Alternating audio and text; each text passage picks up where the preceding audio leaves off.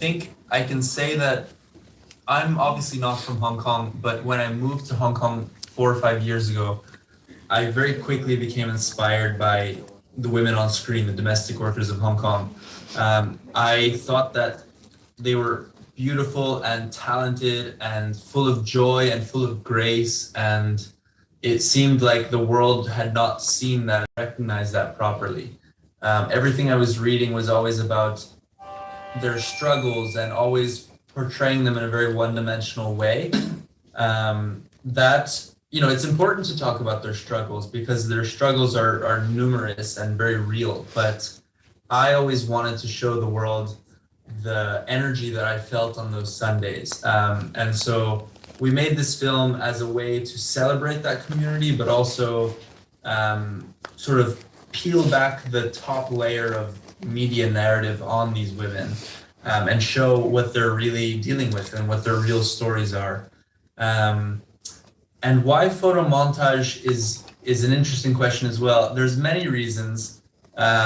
We wanted to take risks. We wanted to try something different, but also we wanted to find a visual way to speak to their condition and the things that we had heard. We're always hearing about how their lives to me seem so sort of black and white, sort of binary. You spend 6 days working in the home, often without much freedom, and then those tiny Hong Kong flats, and then on Sunday you go out and you release all your stress and you dance wildly in the streets. I thought that was beautiful, and we wanted to find a sort of relationship between photographs and moving images that could make perhaps the audience just for a moment feel that same sense of release that our characters might. So it was a crazy experiment, and we're happy with it. But it was very exciting, but also very difficult to figure out this whole new vocabulary on our own. We're very happy with, more than happy with the results, right? We could all say yes to that. Yes. So, but how long was the research process for you? I mean, like, if for those who are reading the program, they describe your approach to your work as having a very immensely anthropological approach. So how long was your research process, and what was it like? Have you joined different groups of helpers, migrant workers here in Hong Kong for some time? Yeah, so I would say before we knew we were making a film, I knew that there was something special about this community.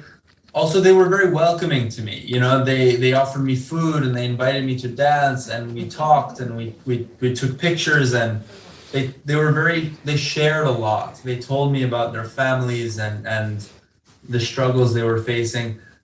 At the same time, to be very honest, I was feeling like Hong Kong was a bit too corporate for me. It felt like Central is this strange place full of just corporations, and it's a very cold sort of business feel to it, and yet you have these women dressed in bright colors dancing on Sundays. And so it was obvious why I wanted to be a guest in that community, but slowly I started to think maybe this is a film.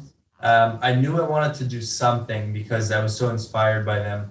But the research, I wouldn't say we had a formal, it's not like one day I went to them and said, okay, everybody, now our research phase has started. It was much more casual, and I was careful because I know that they were a little bit suspicious of journalists because they're always being portrayed in one way. Yes. And so I had to sort of gain their trust first, and that involved really a lot of just socializing. It wasn't even work. It was just hanging out on Sundays and spending time together. But eventually I would ask more direct questions, and eventually I would talk about, I'm making a film, and I want to hear your stories. And we would gather around, and trends would emerge. Like I said earlier, the feeling of being trapped was something that always I kept hearing over and over. Some abuses were very common, like passports being stolen, or insufficient food, or vacation time not being properly given. And obviously we knew we wanted to put those in the film because they kept coming up. But also the talent kept coming up, and the family aspect, and hearing these women tell me about their kids who they have to leave behind, but also the kids that they're raising in Hong Kong who sometimes treat them like a mother even though they're not the real mother. And so we were doing research. We're still doing research, to be honest. You know, obviously I feel I was very nervous, and I feel a lot of responsibility myself because I'm not directly from that community. But we, you know, Andrew can tell you, we did a lot of research while we're shooting. Because it's photo montage, we can change the dialogue well into post-production. So our actors often would come with a new idea and we'd re-record the sound and match it. But the research was an ongoing process, I would say, and I continue to learn about the community even until today. Thank you, Stefano. So I will ask you some more questions later. Andrew, I believe apart from being part of this film, you were also among the choreographers, right?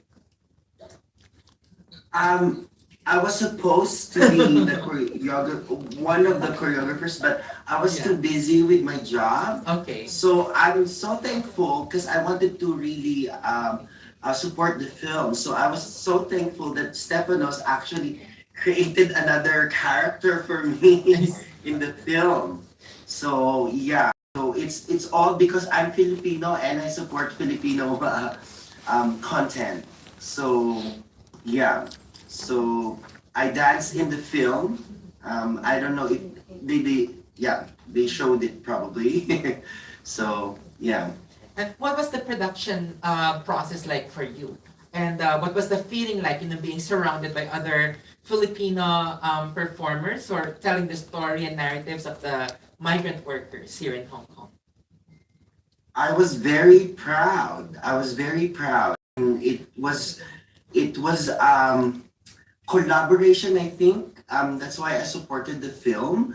It's more of like I've never had an experience of someone asking me, like a filmmaker, to create a content about migrant workers, which is like the and so to me it was a big opportunity to be visible and to help the community. Yeah. Okay. So maybe we could invite some questions. Do you have any questions for Andrew and or Stefanos? Just raise your hand. We can pass them the mic to you. Yes. Tell us your name. My name's Ran. Ren. This question's for Stefanos. Will you tell us what H stands for? That's such a okay. Or will you keep it a secret? It's funny, Andrew and I were just talking about this. I can tell you, sure. Yeah, but I think so. What Andrew and I were just talking about is it's a lot of people ask this question, and it's quite it's an enigma in a way, because I don't really know actually how H. It doesn't really stand for anything, but it just sort of persisted. Andrew, maybe after you can also talk about how you were thinking about H, but I think the simplest answer is probably that when we were writing way back in the beginning, before we even thought of character names, we made, we're writing a story about a helper, and I just had written H, and then maybe the boss was B, and the kids were K, K1, K2. If you look closely, there are a few scenes where you see H's full name typed out. But I thought it was an interesting statement about how identity doesn't matter often to people who employ domestic workers.